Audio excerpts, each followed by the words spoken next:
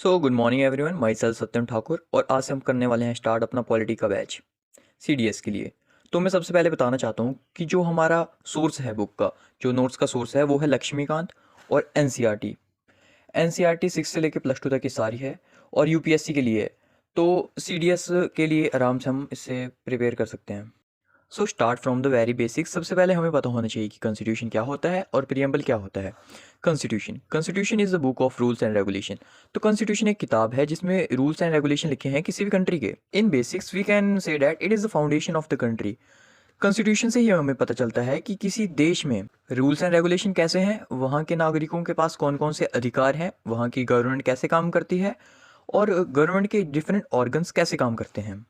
तो ये सब हमारा कॉन्स्टिट्यूशन बताता है। ये रिटन भी हो सकता है और नॉन रिटन भी हो सकता है, मतलब जो लिखा ना गया हो। In addition, Indian constitution is the world lengthiest written constitution and इसे बनाने के लिए हमें लगे थे 2 साल 11 महीने और 18 दिन और टोटल खर्चा आया था अप्रॉक्स 64 लाख रुपीज़ का। So next is what is preamble. तो प्रियम्बल एक प्रीफेस होता है किसी भी, फॉर एग्जांपल हम इसे ऐसे समझ सकते हैं जैसे कि ये बुक है, तो इसमें जो इंट्रोडक्शन पार्ट है तो ये इस बुक का पूरा प्रीफेस है। तो वैसे ही कॉन्स्टिट्यूशन में एक प्रियम्बल होता है जो कि पूरे कॉन्स्टिट्यूशन का प्रीफेस है। उसमें बताया गया है कि मतलब इस बुक के अंदर, कॉन्स्टिट्यूशन जो बुक है उसके अंदर क्या क्या लिखा गया है। तो इसे हम बाद में डिटेल में पढ़ेंगे एक चैप्टर के थ्रू। तो अभी हम अगला देखते हैं, लोकसभा क्या होती है और राज्यसभा क्या होती है। ये सिर्फ अभी समझाने के लिए मैं बता रहा हूँ, इनको हम सभी को बाद में फिर से पढ़ेंगे। So next is Lok Sabha and Rajya Sabha. तो ये दोनों एक, मतलब इसको हम ऐसे समझ सकते हैं कि एक बहुत बड़ा कमरा है जिसके अंदर बहुत सारे लोग बैठे हुए हैं और जिनका काम है लॉ बनाना। और इसमें जो जितने भी लोग हैं उनको, उन मेंबर्स को हम बोलते हैं लोकसभा मेंबर। और सेम एज राज्यसभा, राज्यसभा का भी ये सेम ही होता है और इनके मेंबर को बोलते हैं हम राज्यसभा मेंबर। तो अभी मैं जस्ट इतना नॉर्मल बता रहा हूँ और इसके ऊपर पूरा चैप्टर है एक, तो वहाँ पे हम डिटेल में डिस्कस करेंगे। Next is parliament. तो ये सिर्फ बेसिक टर्म्स हैं जो हमें अभी समझनी है ताकि ये बाद में काम आ सके, हमें पता लग जाए कि ये हैं क्या एक्चुअली में। तो पार्लियामेंट, जिसे हिंदी में बोलते हैं संसद भवन, और ये लोकेटेड है न्यू दिल्ली में। तो ये भी एक लॉ मेकिंग बॉडी है जो कंसिस्ट होती है Lok Sabha plus Rajya Sabha plus president. जब ये तीनों लोग साथ में होते हैं, लोकसभा राज्यसभा और प्रेसिडेंट साथ में होते हैं, तो उसे लेजिस्लेचर भी बोलते हैं और पार्लियामेंट बोलते हैं। अगला है legislature. Legislature is equal Lok Sabha plus Rajya Sabha, इन दोनों को हम कंबाइनली कहते हैं legislature. Legislature means law making body. तो जो भी लॉ बनाते हैं उन्हें हम बोलते हैं लेजिस्लेचर। तो legislature Lok Sabha plus Rajya Sabha legislature, और अगर इसमें प्रेसिडेंट भी आ गया तो पार्लियामेंट। नेक्स्ट इज अमेंडमेंट, संशोधन। कॉन्स्टिट्यूशन के अंदर बदलाव करने को अमेंडमेंट बोलते हैं। To change in constitution, to add new thing in constitution और remove something from the constitution. तो जैसे कि कॉन्स्टिट्यूशन में बड़े सारे रूल्स, लॉज, एक्ट, आर्टिकल्स वगैरह लिखे हैं।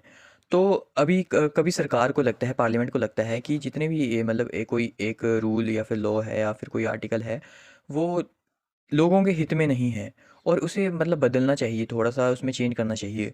तो सरकार अमेंडमेंट के थ्रू उसमें बदलाव करती है। अमेंडमेंट मतलब बदलाव करना किसी कॉन्स्टिट्यूशन में, किसी एक्ट में या फिर आर्टिकल में। तो उसको बोलते हैं अमेंडमेंट और हिंदी में बोलते हैं संशोधन। So next is India. India में दो सरकारें हैं, मतलब दो टाइप की गवर्नमेंट इंडिया को रन करती हैं, यूनियन गवर्नमेंट और स्टेट गवर्नमेंट। स्टेट गवर्नमेंट को हम बोलते हैं राज्य सरकार और यूनियन को हम बोलते हैं केंद्रीय सरकार और सेंट्रल गवर्नमेंट। तो इंडिया में टोटल 28 स्टेट्स हैं जिनको गवर्न करती है स्टेट गवर्नमेंट। ठीक है। तो central government has more power as compare to state government. India में जो सेंट्रल गवर्नमेंट है उसके पास ज़्यादा पावर है as compare to state government. तो ऐसी कंट्री जिसमें सेंटर के पास ज़्यादा पावर हो एज कम्पेयर टू स्टेट, तो उस कंट्री को हम बोलते हैं quasi federal country. Quasi federal country, कोई भी ऐसी कंट्री जिसमें दो टाइप की सरकारें हों, एक सेंट्रल हो और एक स्टेट हो, और सेंटर के पास ज़्यादा पावर हो स्टेट के कंपैरिजन में, तो ऐसी कंट्री को हम बोलेंगे quasi federal country. India is example of a quasi federal country. तो कभी आए कोई क्वेश्चन आए कि इंडिया फेडरल कंट्री है, तो वहाँ पे हम करेंगे no, India is a quasi federal country. So two governments with unequal powers, ऐसी गवर्नमेंट को बोलते हैं क्वासी फेडरल, जिसका एग्जाम्पल इंडिया भी है। Next one is federal country. Federal country opposite of quasi federal country. So federal country is कोई भी ऐसी कंट्री जिसमें दो सरकारें हों और दोनों की पावर जो हो वो इक्वल हो, मतलब सेंटर के पास भी उतनी ही पावर जितनी स्टेट के पास है, तो ऐसी कंट्री को हम बोलेंगे फेडरल कंट्री। तो जिसका एग्जांपल है अमेरिका। ठीक है। Next one is president. तो president is the head of the country. President को हम बोलते हैं हेड ऑफ द कंट्री। कई बार अक्सर पूछ लेते हैं who is the head of the country, तो मैक्सिमम बच्चे जो हैं वो करते हैं prime minister, but not. Actual head of the country is president. ठीक है। सबसे बड़ी इंडिया में जो अभी तक सबसे बड़ी पोस्ट है वो है प्रेसिडेंट की। और ये बात याद रखना, प्रेसिडेंट को हम बोलते हैं first citizen of the country. So this is about president, and president plus Lok Sabha and Rajya Sabha is equal to parliament, जो कि हम पहले भी पढ़ चुके हैं। Next one is governor. So just like president, governor भी ऐसा होता है, मतलब हेड ऑफ द स्टेट। किसी भी स्टेट के हेड को हम बोलते हैं गवर्नर। तो स्टेट में जो लॉ मेकिंग बॉडीज़ हैं, जैसे सेंटर के पास है प्रेसिडेंट, लोकसभा और राज्यसभा, वैसे ही स्टेट के पास है गवर्नर, विधानसभा और विधान परिषद। विधानसभा को हम बोलते हैं लेजिस्लेटिव असेंबली और विधान परिषद को हम बोलते हैं लेजिस्लेटिव काउंसिल। और governor plus legislative assembly plus legislative council combinely known as state legislature. इन तीन जब इकट्ठे होते हैं जब ये तीनों, तो इनको बोलते हैं स्टेट लेजिस्लेचर। तो आज की वीडियो में इतना ही, और कल से ये सिर्फ थी बेसिक टर्म। तो कल से हम अपना स्टार्ट कर देंगे first chapter, that is making of the Indian constitution.